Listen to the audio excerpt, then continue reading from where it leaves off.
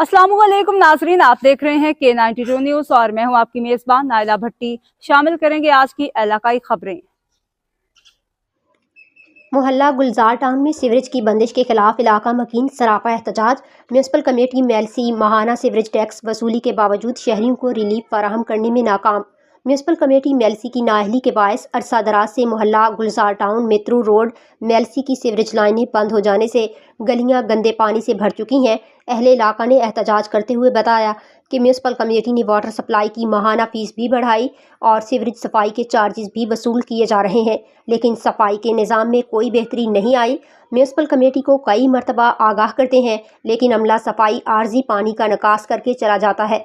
दोबारा फिर सीवरेज का गंदा पानी गलियों में निकल आता है। हमारा असिस्टेंट कमिश्नर मेलसी से मुतालिबा है मोहल्ला गुलजार टाउन में सीवरेज की बंद लाइनों की सफाई करवा कर मुस्तकिल सफाई अमला तैनात किया जाए।